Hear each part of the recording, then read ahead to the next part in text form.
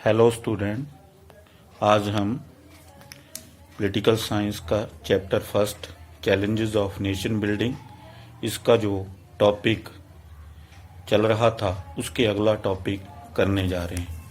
तो पंडित नेहरूज अप्रोच और view point two nation building, तो उसके बारे में आज बात करेंगे कि पंडित नेहरू जी के नेशन बिल्डिंग बनाने में क्या उनके विचारधारा थी। तो किस विचारधारा के अनुसार वो इसको बिल्डअप करना चाहते थे। तो number 1, development of scientific temper. Pandit Nehru ji की सोच थी कि इंडिया को साइंटिफिक टेम्पर के जरिए ही डेवलप किया जाए, वैज्ञानिक सोच उसमें इस्टेब्लिश की जाए, क्योंकि इंडिया लंबे समय तक गुलामी में रहने के कारण उसके लोग अंधविश्वासी, पिछां खिंचू सोच वाले और पॉवर्टी, अनएम्प्लॉयमेंट ने उनको एक अंधविश्वासी और पिछां खिंचू सोच वाला बना दिया था। तो इस सोच को वो बदलना चाहते थे और साइंटिफिक टेम्पर को एस्टेब्लिश करना चाहते थे। तो इनकी जो कोशिश थी उसके जरिए अगर हम देखें कि आज का जो इंडिया है वो पूरी तरह से वैज्ञानिक तरीके से डेवलप्ड है। तो आज अगर हम एग्जांपल दें इसकी, तो आज जो हमारा इंडिया है तो उसके जो नागरिक हैं, बहुत सारे ऐसे विज्ञानी हैं जिन्होंने नोबेल पुरस्कार तक प्राप्त कर लिया है विज्ञान के क्षेत्र में। तो वो हैं सीवी रमन और हरगोविंद खुराना जी। तो इस तरह से आज हम मान सकते हैं कि पंडित नेहरू जी की सोच का जो रूप था वो पूर्ण रूप में सफल हुए हैं।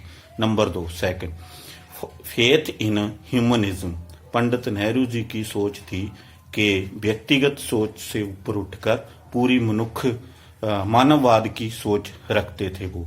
तो वो चाहते थे कि हमारा जो इंडिया है वहाँ पर ह्यूमन वैल्यूज एस्टेब्लिश की जाएं, जैसे जस्टिस, जैसे लिबर्टी, जैसे equality, fraternity and human dignity को एस्टेब्लिश किया जाए। वो हमेशा ही वो मानववाद के पक्ष में थे।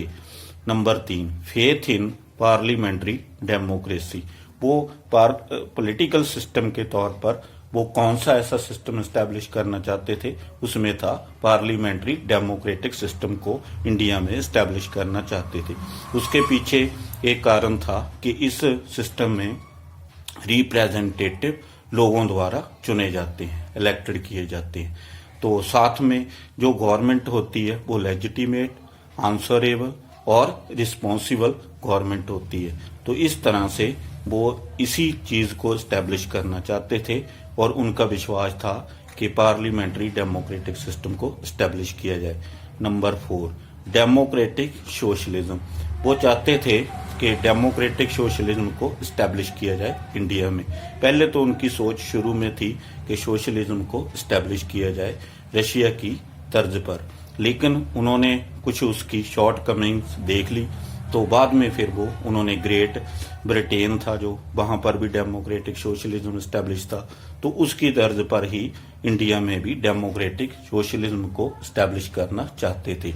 लोकतंत्री समाजवाद को जहां पर एस्टेब्लिश करना, जिसमें लोगों का भला हो और लोगों का वेलफेयर ऑफ पीपल, ये एक सोच बनाकर चलना चाहते थे। Number 5, supporter of welfare state. वो हमेशा ही वो उनकी सोच रही है कि स्टेट को या देश को एक वेलफेयर के तौर पर एस्टेब्लिश करना है, ताकि जो भी इसमें लोग रहते हैं वो अच्छी तरह से रह पाएं, उनकी एक डिग्निटी हो, उनकी मान मर्यादा हो, उनकी सेल्फ रिस्पेक्ट हो, और उसमें से जैसे डिप्रेस्ड क्लास है उनके लिए खास फैसिलिटेट किया जाए, उनको तो खास रियायतें दी जाएं, उनको अप किया जाए, और साथ में सबको जॉब प्रोवाइड किया जाए, और equal work equal wages establish किया जाए, और फ्री और कंपलसरी एजुकेशन सबके लिए प्रोवाइड कराई जाए।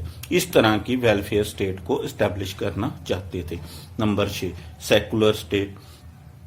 पंडित नेहरू जी का विचार था कि हमारा जो इंडिया होगा वो सेकुलर स्टेट होगा। सेकुलर का मतलब होता है धर्मनिरपेक्ष। इसके पीछे ये कारण था कि इंडिया में एक डाइवर्सिटी वाला कंट्री है उसमें बहुत सारे धर्म हैं। जितने पूरे विश्व में धर्म है उतने हमारे अकेले इंडिया में ही धर्म है। जैसे जैनिज्म हो गया, बुद्धिज्म हो गया, हिंदुइज्म हो गया और इस्लाम हो गया, ईसाई हो गए हैं। तो इस तरह से बहुत सारे धर्म हैं और धर्म के नाम पर लड़ाई झगड़े भी होते रहे। तो इनसे सबक लेते हुए उन्होंने ये सोचा कि हमारा इंडिया को हम सेकुलर स्टेट ही इस्टेब्लिश करेंगे। ज्यादा कारण ये बड़ा था कि हमारा जो इंडिया था जब आजाद हुआ है तो दो टुकड़ों में बट गया था, एक पाकिस्तान एक हिंदुस्तान। तो उसकी वजह कारण सबसे बड़ा कॉसेज क्या था उसका, वो था रिलीजन के तौर पर ही उसको बांट दिया गया था। एक हिंदू लोग थे, एक मुस्लिम लोग थे, एक पाकिस्तान बन गया, एक हिंदुस्तान। तो ये वजह थी उनकी कि हम ऐसा स्टेट एस्टेब्लिश करें जो सेकुलर स्टेट हो, जिसमें सब धर्मों की रिस्पेक्ट हो, राज का कोई अपना निजी धर्म ना हो। तो इस तरह से सबको आजादी हो अपने अपने धर्म को मानने की, सबकी रिस्पेक्ट एक जैसी की जाए। तो इस तरह का वो स्टेट एस्टेब्लिश। तो इसी सोच को लेकर जब कॉन्स्टिट्यूशन को बनाया जा रहा था तो उसमें प्रेम्बल्स बनाई गई, तो उसमें भी ये शब्द ऐड किए गए।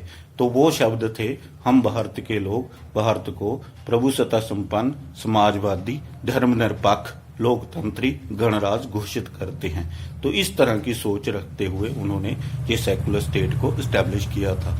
अगले जो इसके पॉइंट रहते हैं वो नेक्स्ट वीडियो में हम आपको प्रोवाइड कराएंगे। Thank you.